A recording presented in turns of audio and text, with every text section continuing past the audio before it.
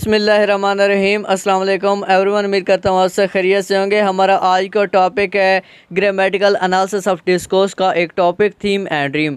आज हम theme and dream को डिटेल के साथ स्टडी करेंगे। एक्चुअली लास्ट टाइम हमने डिस्कोर्स स्टडीज़ के सब्जेक्ट को स्टार्ट किया था और उसके कुछ टॉपिक रह गए थे, तो अब हम फर्दर नेक्स्ट क्लासेस में डिस्कोर्स स्टडीज़ के रिमेनिंग टॉपिक्स को कवर करेंगे और हम डिस्कोर्स स्टडीज़ की कोर्स आउटलाइन को कंप्लीट करेंगे। तो आज हम थीम एंड ड्रीम को डिटेल के साथ डिस्कस करेंगे ताकि अगर एग्ज़ाम में इसके रिलेटेड कोई भी क्वेश्चन पूछा जाता है तो आप उसे इजीली अटैम्प्ट कर सकें।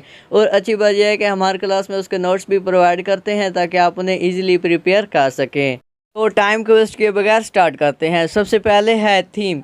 Theme is the starting point of a class और सेंटेंस। एक क्लास या एक सेंटेंस के स्टार्टिंग पॉइंट को हम थीम कहते हैं। The subject in any class और सेंटेंस इज़ थीम। किसी भी सेंटेंस या किसी भी क्लास के जो सब्जेक्ट होता है उसे हम थीम कहते हैं।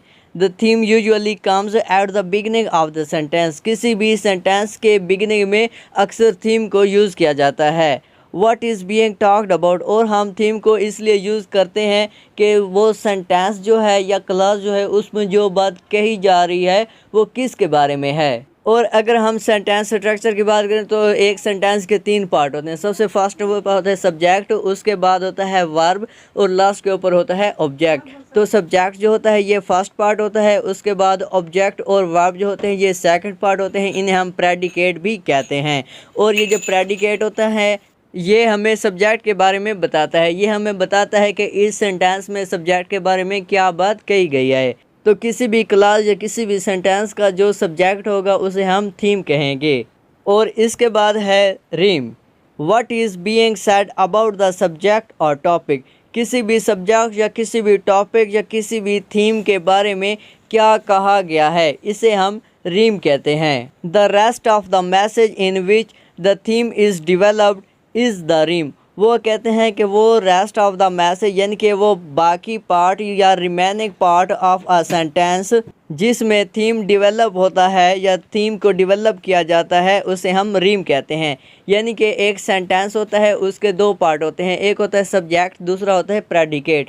तो सब्जेक्ट जो होता है उसे हम थीम कहते हैं और उसके बाद रिमेनिंग पार्ट जो होता है सेंटेंस का जो प्रेडिकेट होता है उसे हम रीम कहते हैं। The constituents of a sentence that adds new information to what has already been said in the discourse। और रीम जो होता है वो एक सेंटेंस के ऐसे कंस्टिट्यूएंट्स होते हैं, एक सेंटेंस के वो पार्ट्स होते हैं जो न्यू इन्फॉर्मेशन को ऐड करते हैं उसमें जो ऑलरेडी कही गई होती है डिस्कोर्स में। यानी कि एक क्लास है या एक सेंटेंस है उसे हम डिस्कोर्स कहते हैं। तो एक सेंटेंस के 2 पार्ट होते हैं, एक होता है सब्जेक्ट, दूसरा होता है प्रेडिकेट। तो सब्जेक्ट जो होता है उसे हम थीम कहते हैं और जो प्रेडिकेट होता है उसे हम रीम कहते हैं। तो प्रेडिकेट में 2 पार्ट्स आते हैं, एक होता है वर्ब और दूसरा होता है ऑब्जेक्ट। तो वर्ब और ऑब्जेक्ट को हम कंस्टिट्यूएंट्स भी कह सकते हैं।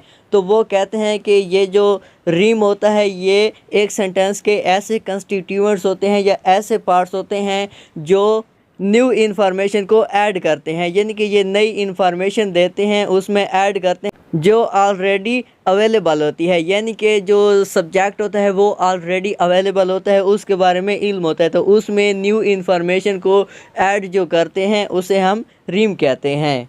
अब हम इसको एग्जाम्पल के थ्रू समझने की कोशिश करते हैं। तो सबसे फर्स्ट एग्जाम्पल है Asad goes to college Delhi. तो इधर एक सेंटेंस है, इसके 2 पार्ट हैं, एक है असद, ये सब्जेक्ट होगा, उसके बाद है गोज़ टू कॉलेज दिल्ली, तो ये जो है प्रेडिकेट है। तो असद जो है ये थीम है और गोज़ टू द कॉलेज जो है ये रीम है। इसी तरह एक और सेंटेंस है the students enjoyed the party. तो इसमें द स्टूडेंट्स जो है ये सब्जेक्ट है और इंजॉयड द पार्टी जो है ये प्रेडिकेट है। तो इट मीन्स द स्टूडेंट्स जो है ये थीम है और इंजॉयड द पार्टी जो है ये रीम है। तो ये था थीम और रीम। बेसिकली एग्जाम में ये क्वेश्चन पूछा जाता है कि what is difference between theme and rheme, कि थीम और रीम के दरमियान क्या डिफरेंस है या इनको आप डिफाइन करें। तो आपने इसको अच्छे तरीके से प्रिपेयर करना है। इसके बाद हम अपनी नेक्स्ट क्लास में ग्रामेटिकल एनालिसिस ऑफ डिस्कोर्स का एक और इम्पोर्टेंट टॉपिक है थीमेटिक प्रोग्रेशन, उसको भी हम डिटेल के साथ स्टडी करेंगे।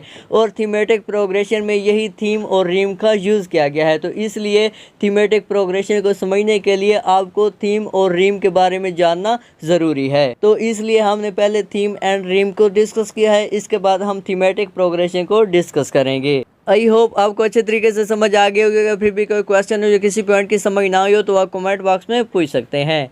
अब तक के लिए अल्लाह हाफिज़, मिलते हैं अपनी नेक्स्ट क्लास में। Thanks for watching.